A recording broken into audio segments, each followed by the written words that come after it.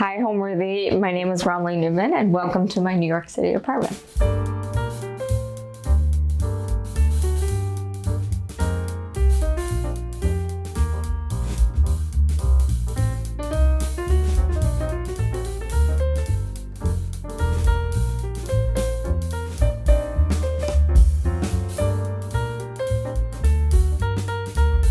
You're watching Homeworthy, where we believe every home has a story. Be sure to visit our website, homeworthy.com, to discover amazing furniture, art, accessories, and more, all handpicked by our editors to help transform your house into a home.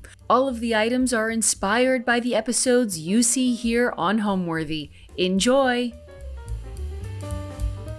Hi, my name is Romilly Newman, and we are at my apartment in Brooklyn Heights. So I got very lucky with this apartment. It's kind of like a jewel box. It's like a unicorn apartment. And basically, the building it's in, the owner bought it in the 60s, and he was a carpenter. And so he did all this woodwork behind me. And each unit there are only 4 units because it's a brownstone, but each unit has amazing woodwork. And I just feel lucky to live here because it feels like an actual home, and there's a lot of history, and it's not new and shiny, but that's what makes it fun and gives it character. And I love to collect old things, so I think it was a great find because all my things just work inside because everything's all over the place. My apartment's roughly 1,000 square feet. It's really one room, but it's one very large room. So I kind of broke it up into 3-4 segments, and I have lived here for 1.5 years. When I rented this apartment, I knew the best thing to do would be to take all the old furniture that my parents had in their basement and really plop it in as is and work around it. So I actually bought nothing new. I feel very lucky. My grandmother would kind of go around and source antiques from everywhere.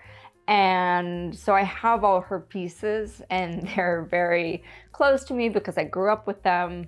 And you can't look too closely because a lot of them have rips and stains, but I think it adds to the character. And yeah, I just think I kind of wanted to find an apartment that would work around the furniture I already had. And I just got very lucky because the furniture and the apartment are really in symbiosis. Welcome to my home. I guess the first thing to note is that you walk into quite literally the living room and the bedroom. And I wanted to have these 2 chairs kind of blocking off the living room so that there was like some illusion of a separation, but really it's just kind of, it's almost like a loft, and I just kind of have to go with it. Try not to fight it.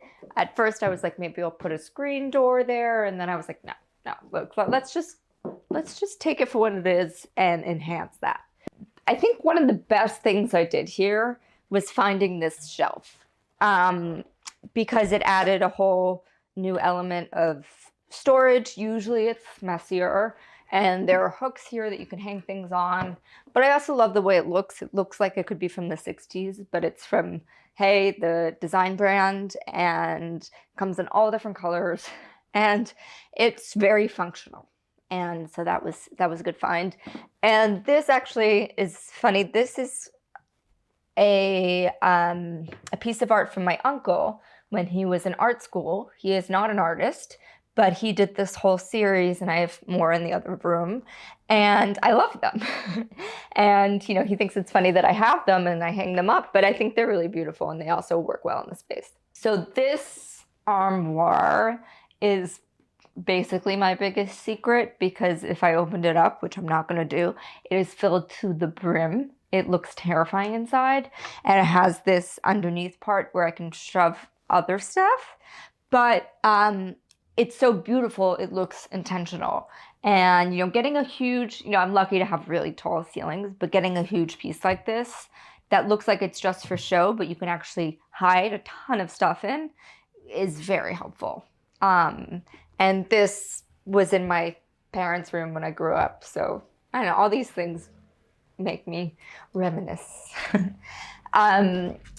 This is very special to me because this is a piece of art I bought from my childhood best friend.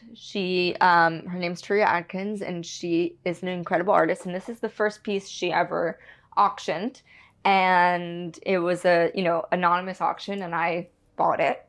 And now she's going to be a huge deal. And I have not only my childhood friends' work in my home, but also it was a great investment. So the coffee table, I have books that were from my grandmother.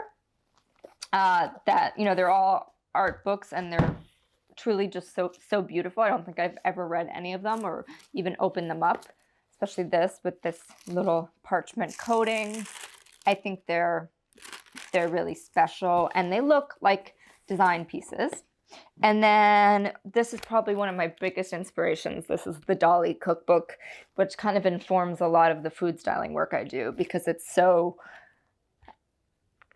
orchestrated and messy at the same time, and just kind of, it's transportive. And I think with my food, I try to create environments and dishes that make people feel like they're in a different place.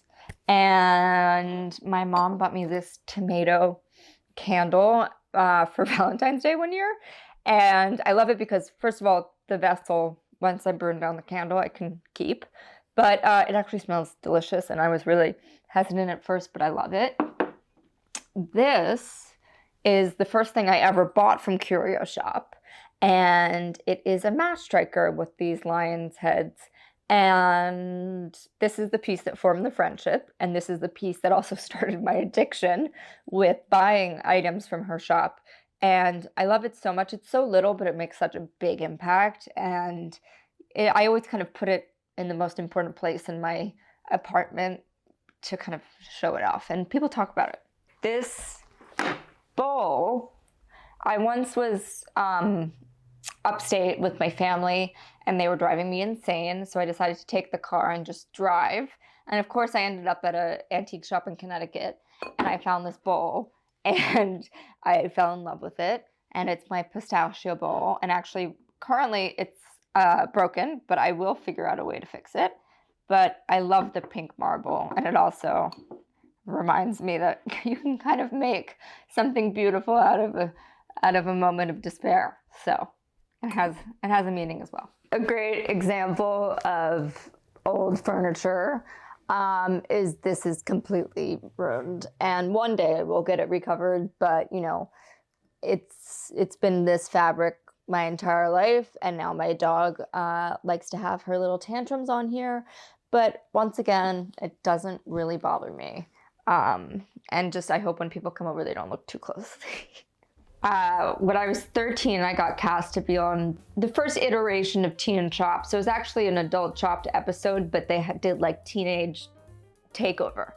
And that was crazy for me because my brother and I would watch Chopped all the time, and we'd pause it every time they got the basket and like figure out what we would make with it. And it caused me so much anxiety. This game was kind of the bane of my existence, but I was addicted to it. And so when they asked me, I thought, holy, like, I don't know if I'm gonna make it through an entire episode. Luckily, I did not make it through an entire episode. I got chopped in the first round for overcooking my salmon, which I now say with pride, but did hurt a lot at the time. But it was an amazing experience, and I would love to go back.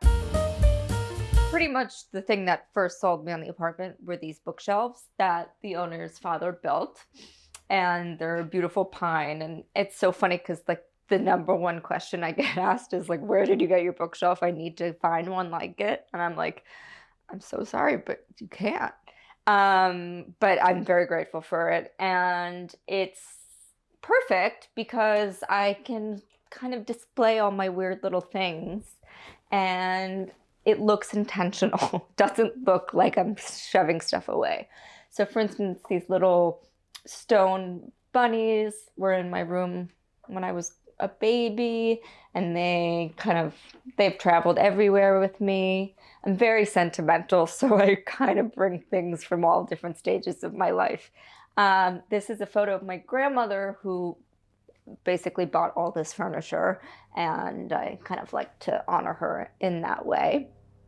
And if we go over here, I have these 2 plates that were made for the Coalition for the Homeless, and they're 2 of my favorite artists. This is Marilyn Minter, and this is Lorna Simpson.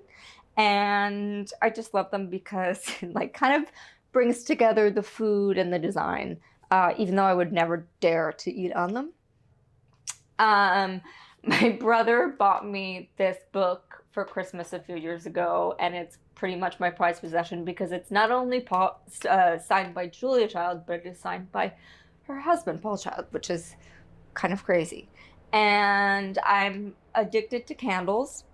This one is from Vampire's Wife, which is pretty much my like biggest inspiration in life because I'm very pale and I kind of have a vampire aesthetic, and Susie Cave is pretty much my biggest crush in the entire world. My brother, again, he's very good at, he also collects stuff. We're very similar in that sense. But growing up, we would always joke that we were the Royal Tenenbaums because we're all kind of very weird and eccentric, and we all started doing our passions at a very young age. So that's me and that's him.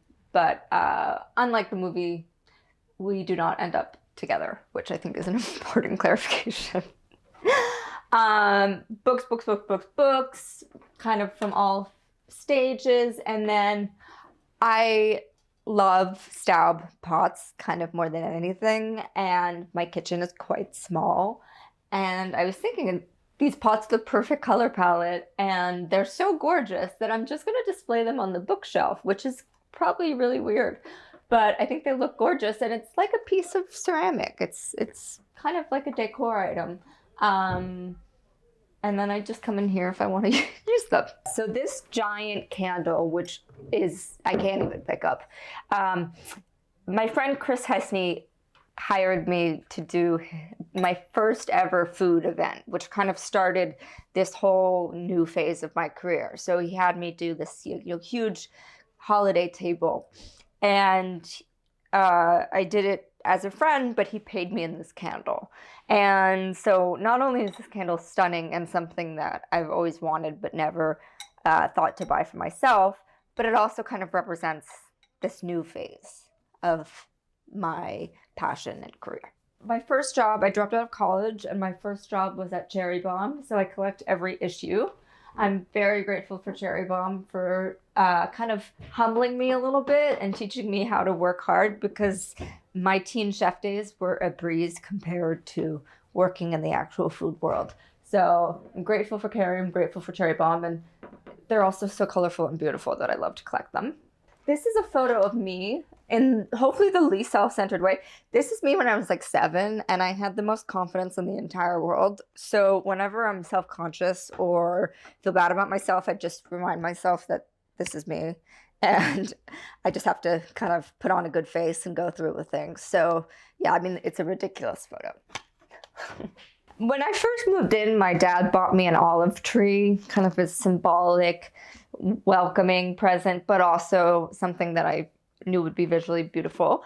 And of course, I can't keep plants alive, and I absolutely cannot keep a tree alive. So it died, but I thought the pot was nice, and I also kind of wanted to remember at least the sentiment behind it, so it's now become my blanket holder. So I try to reuse things, and, you know, some people are like, why do you have an empty flower pot? But I think it's pretty. It's like a little bit of ceramic. It's so funny because I always thought I was a minimalist, and I'm absolutely not. I like to be an organized maximalist, but truthfully, I love stuff. And I think like I had to stop myself from buying any more things. I can't even like, sometimes I want to drive upstate and go antiquing, and I stop myself because I have nowhere to put it. And I know I'm at this kind of breaking point where if I buy anything else, it's gonna look cluttered. But I love layering. I love different colors. I love different textures. I love to make something kind of a whole experience rather than one note. I think I kind of like to like balance this line of beauty and comfort. I care a lot about aesthetics. I'm a very aesthetically driven, environmentally focused person, but it needs to feel right. So it's not just about the look, it's about the way it feels, it's about the way it smells, even the way like it, it looks, all of it. It's just like it has to be a full rounded experience. Immediately to the left of the front door is my bedroom, and it's lofted. Once again, the owner's dad built this entire thing. And when I first moved in, I was like, I don't know what the hell to do with this loft, because I don't trust myself to sleep on a loft. I know that if I tried to go down and get a glass of water or go to the bathroom in the middle of the night, I would have a fatal injury. So I decided to put a mattress up there. It never really gets used, but I like to at least pretend it does. It's pretty much for show. But I actually love sleeping under here because it has these low ceilings that are a darker wood, and it feels very cozy, and it makes it kind of feel like it's its own room because it's a different scale and dimension than the other rooms. And this bed, once again, very old. Part of it was chewed off by my childhood dog. Once again, embracing these imperfections, and these side tables were also from my grandmother's basement. I like them because they're a little bit of a different style from everything else. And the beautiful piece of art above my bed is made by Lorna Simpson, who is, as I said, one of my favorite artists, but also one of my best friend's moms. And she very generously gave that to me, and I hold on to it with everything I have. And I've moved across seas with it. It goes in my carry-on bag. If I'm going anywhere, she's coming with me. This was my first foray into candle sconces, candelabras. I found this on Etsy and I was obsessed, and I sent it to my mom and she said, "You're absolutely ridiculous." And I adore it. I knew I wasn't going to install actual bedside lamps, so this is my solution. But it's like a piece of jewelry. It just enhances the space. And I do have this great Herman Miller light that works perfectly. And I love how it contrasts the wood, but also it goes down and it goes up, and it's not obstructive at all, but it does add something. So when I was 11, I was a very, very precocious child. And I think everyone was a little worried about where I was going to end up because I just had so much personality and so many opinions for such a little body. And I think I always wanted to be forward presenting. I always wanted to tell people about things and, make things for people and interact with people. And I'm very lucky because what felt like torture when I was young was actually kind of my saving grace, which was that my mom wouldn't let me watch the Disney Channel, and the Disney Channel and the Food Network were one channel away on Time Warner Cable. So I would watch the Food Network as a front, and then when she would leave the room, I'd switch back to the Disney Channel. But quickly, I became so obsessed with the Food Network that it took over my entire life. And I would start printing out recipes from my favorite chefs on the network and have my mom take me to the grocery store after school. And it was just kind of this thing where once I fell into it, it consumed my entire life in a very positive way. And I think it was also great because it gave me a creative outlet. I always felt very creative, but I wasn't good at art. I wasn't good at, typical things. So it gave me a source to kind of express myself. And also I'm super ADHD, I'm super all over the place.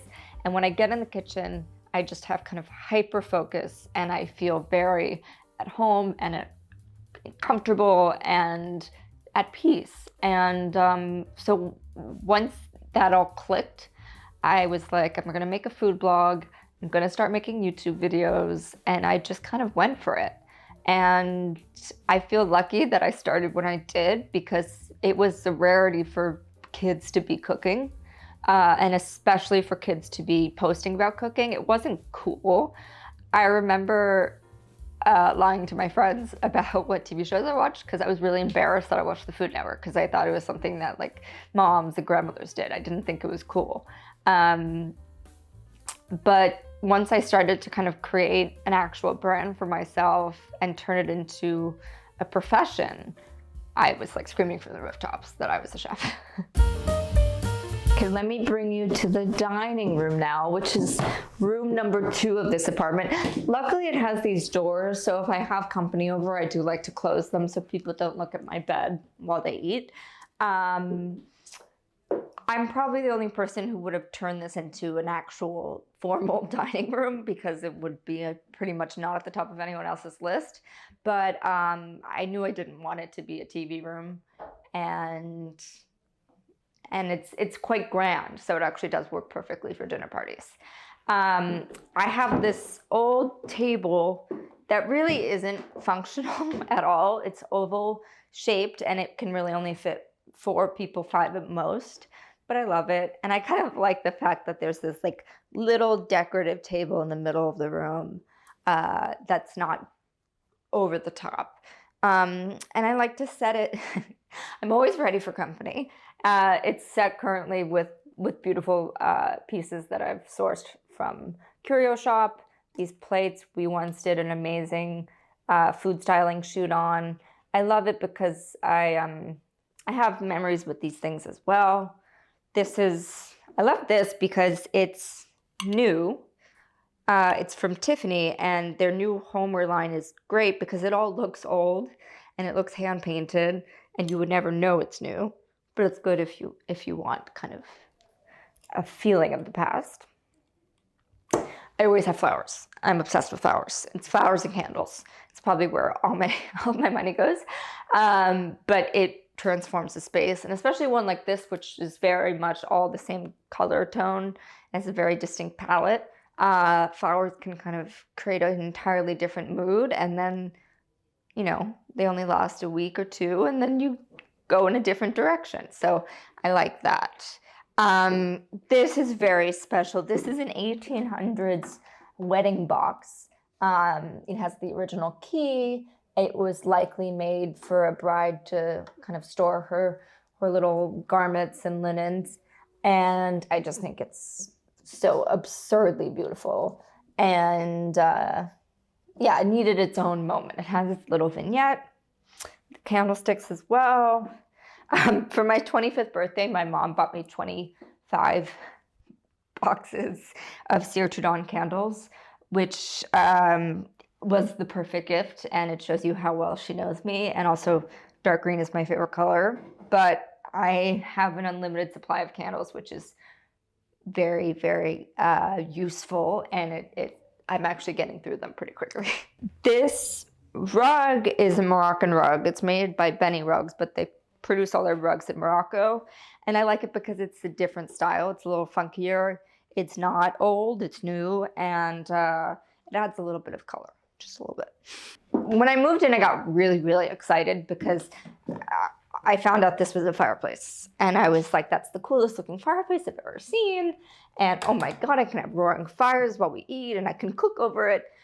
It does not work, but in New York City, you have to pretend. So I have this big basket of firewood, and I like to give the illusion that I have fires when no one's here, but I absolutely do not, and I would burn down the place if I did. Here are more of my uncle's pieces. I don't know, I feel like they look like they're made to be here, and again, I really love them. And this is another one of these hay shelves that I just adore. And here is a more modern candelabra, but still, you know, in keeping with the whole candle lit feel. This was my grandfather's desk that he worked on, and I think it's probably the most beautiful piece of furniture I own. I adore it. It has a secret drawer here. The wood is just like so textured and has all these different dents and like holes, and I just love it. And when I miss my grandfather, it's nice to sit here and feel connected to him. This is another candelabra situation from Curio Shop, which was actually used as a light for games in France, and I would say the 1800s. But you put two candles in here, but because of these shades, the light really projects, and it's pretty special. This is a portrait of my mom when she was maybe 4 years old. And a lot of people come in here and tell me it's creepy and I should grow up and get rid of it, but I love it. My mom and I look very similar. We're best friends, and I just think it's really sweet, but I also think it's beautiful. So it kind of checks all the boxes for me. So I will not be taking it down, no matter what anyone tells me to do.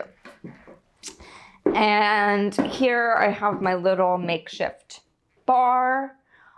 This makes it look like I drink a lot. I don't drink all of this all the time, but I love to kind of display the bottles. And this actually is a movie poster from one of the films my dad did that was designed by Andy Warhol, which is very cool. And I love the way it looks. And also I like that it's a little bit more modern and kind of contrasts everything else. I hate when you go to people's homes and there's no sign of personality. I like tons of books, and I like photos, and I like, kind of half-used, half-burnt candles and things that make it feel like someone lived there. I don't think there's anything aspirational about going into a home that feels like it's a showroom. I would say I host less than I would like to, only because my kitchen is small and it actually is kind of logistically difficult to make a feast in there. So I have intimate dinner parties, or I'll have little kind of soirees with, cheese and bread and wine. But moving forward, I do think eventually I will get a long table and just commit to the bit and have full-on extravagant dinner parties, because I feel like that's what I'm good for, and that's probably why my friends are friends with me, and I don't think I'm kind of tapping into that potential yet. And this is a really cool piece. I love it because it's kind of a very old school style vase, but it's actually made from wax, and it's made by Diptyque, which a lot of people don't realize actually makes beautiful homeware. But yeah, it's kind of a coated black wax, and it has a little, let's see, let me just hit my head with the flowers, always graceful, but it has this little emblem here. I just think it's really special, and I've never seen anyone have it before. So I have this bar with spirits, and then I have this bar which has all the glassware, and it has jiggers and shakers and flasks and pitchers. It's really kind of stocked. The funny thing is I'm terrible at making cocktails, and everyone assumes I'm great, and I don't really have the heart to tell them I'm not. So I kind of try to figure out ways around it, or I'll make I can make a margarita well. But people are expecting rose petal infused gin with, beautiful cordials and fizz, and it's not happening. But I do love barware, and I think all these glasses are really beautiful. And I'm assuming that this was intended to be another bookshelf, but the second I saw it, I was like, this is a glassware shrine. This is a citrus juicer that I found in the Paris flea market, and I love it because it's a piece of art. And it's funny because it's such a functional item, which honestly I never use because I find it so pretty. But I like it here because, in my imaginary world, I'm making cocktails with all kinds of citrus. This is a flask that I found in Scotland. Once again, have never used it, but it's leather and silver. And the idea is that you take this and you use this as a cup. So I just like these kind of odd special pieces.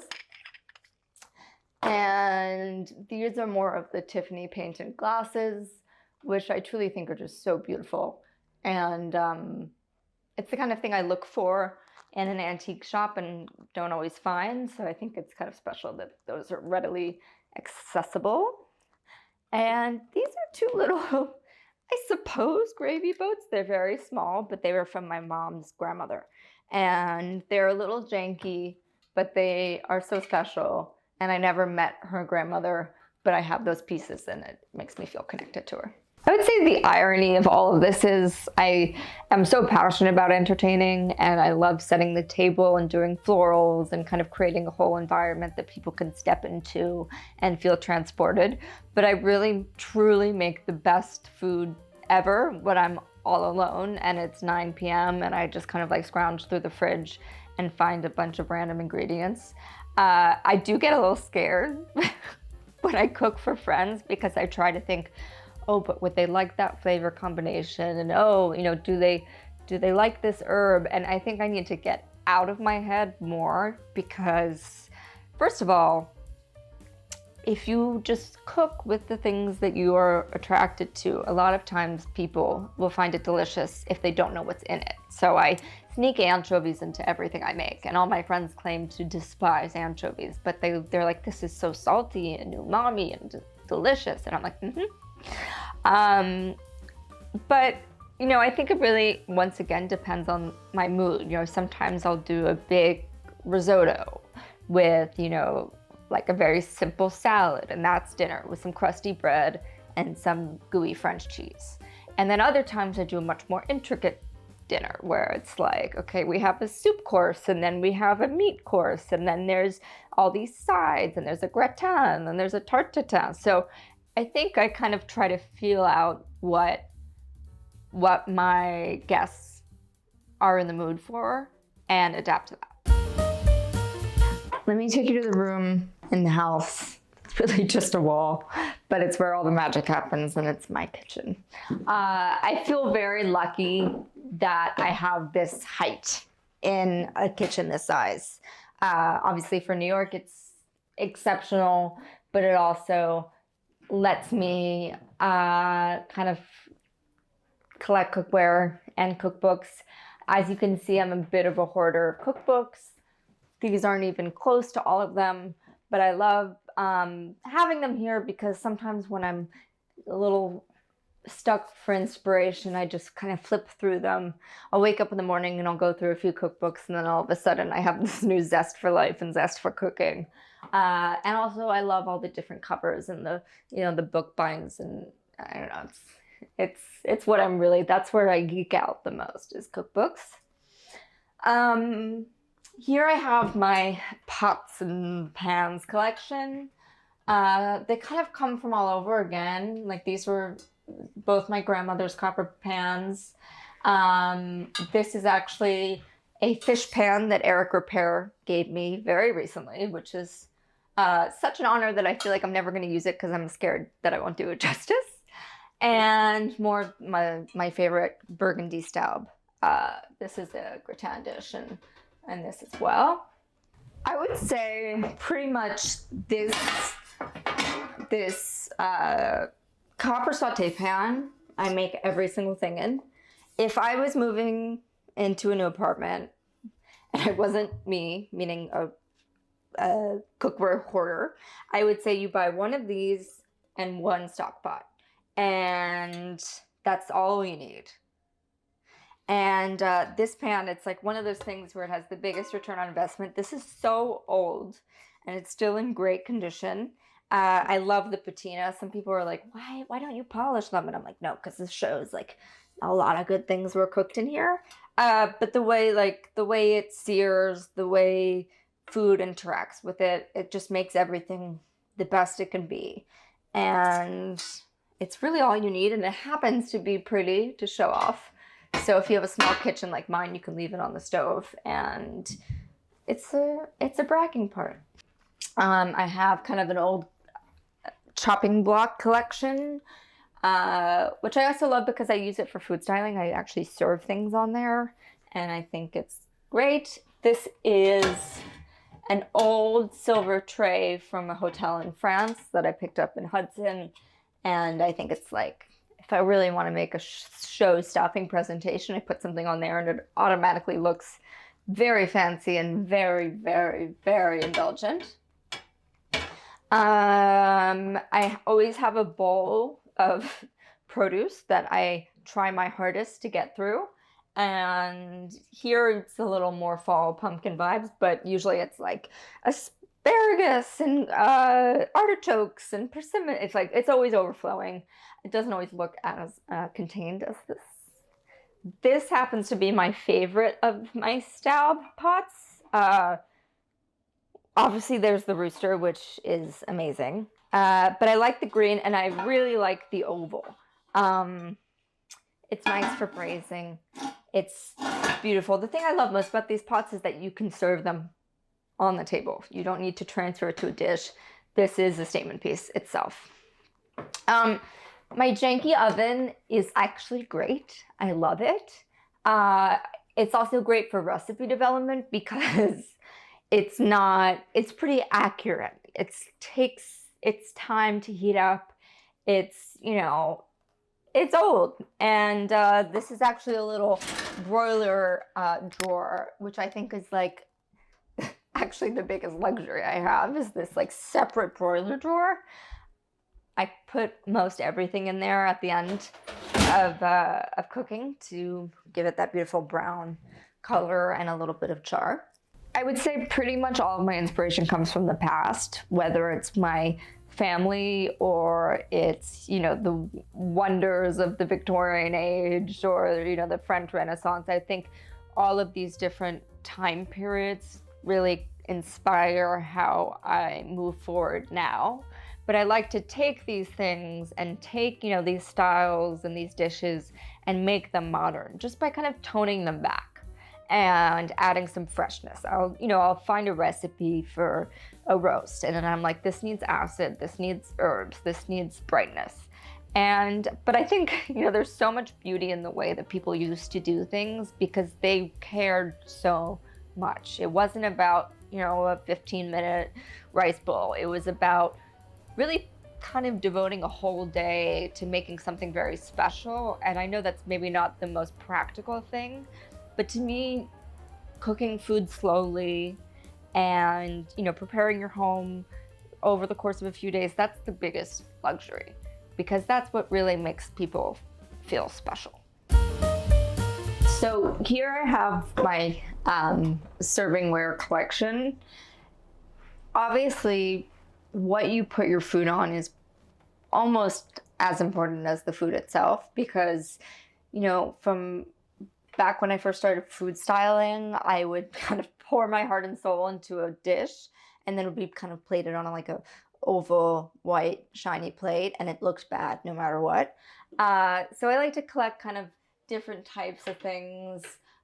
These plates are from a shop called LES Collection, and I adore the ruffle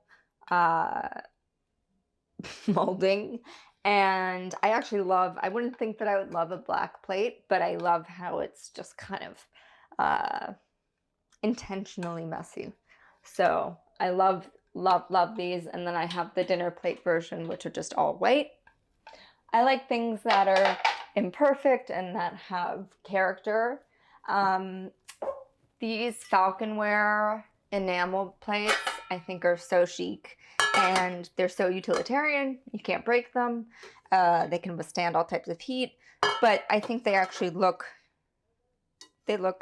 very chic, and they kind of transport you to the French countryside, even though it's a UK brand.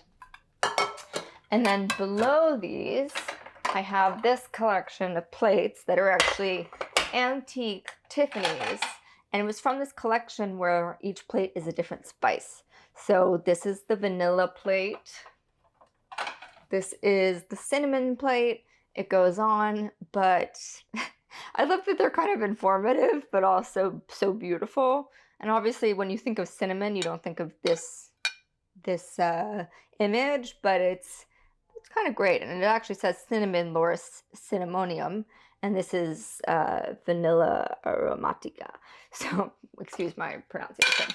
But these are special and definitely prized. I don't use them as much, I guess because I'm scared to, but I should more. And these little plates are from my mom's stepfather. And I think they're so beautiful. Just the color, the kind of like the subtle cracking in them, obviously the border, they're just really lovely, and they are from Stratfordshire, England.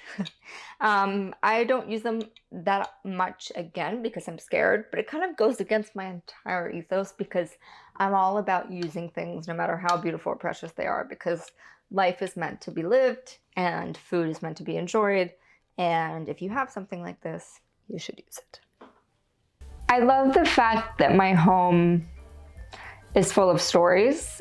I love the fact that this actual space is a product of a family and, a father who built everything by hand. I love the fact that my landlord, who owns the building, is so passionate about everything here. It feels very lucky, especially in New York City, to have a place that has so much history and it hasn't been touched. But in terms of my additions, God, I love all my knickknacks. I love all my stuff. I just get really excited about finding weird things that probably people don't think to have in their home. I mean, I love a candelabra. I have candle sconces. At night, I pretty much light everything by candlelight, which is a huge fire hazard, but it makes me feel very nice. And so weird things like that, I think, make me feel like I live in a special place. This is where I keep all my spices and flowers and pastas and all types of things. My friend went to Switzerland and brought me back a fondue kit, so that's really kind of something that keeps me going. And there's even more storage here. And I love it because no one realizes it has stuff in it. People think it's a shutter. But I just load it up. One thing you'll note is that the top shelf has nothing on it, and that's because I'm 5'1". And even when I stand up on the counter, which is indeed how I get everything down, and I kind of almost fall and break my neck every time. But that one shelf, even on my tiptoes on the counter, I can't reach, and that's okay. And obviously, one thing, see, look, this is the challenge, and I'm wearing high heels. Okay. My Malden salt bucket is my favorite accessory. I would carry it down the street as a handbag if I could. And I can, maybe I should. But I love this because I put Malden salt on everything. I probably use it a little bit too liberally. And this is great because it's the gift that keeps on giving. It's just a giant tub of salt. But also, I'm very proud to show it off because Malden is a point of pride for me. The word home to me is actually kind of the driving force of everything I do. I think when I was my grandmother passed away when I was very young, but going to her home growing up, it was the one place where I felt all these big feelings at once, but I also felt so at peace and so comforted. And that's what really inspired me to go into this field, whether it be cooking or design or entertaining. I think, they all interact with each other. And I think what makes a home is really, the people in it, what you do with it, creating a space that really feels like a representation of you. I know my grandmother's home was so special to her. And her style still to this day, I mean, she was so ahead of her time, but also she did things that no one else did. And I would go there and then I would eat food that I had never tried, and I would, watch movies with my brothers on the sofa. It was all of these different memories that came together. So it was beautiful, but it also was really warm and inviting. Thanks for watching. Go to homeworthy.com for exclusive content and shopping guides.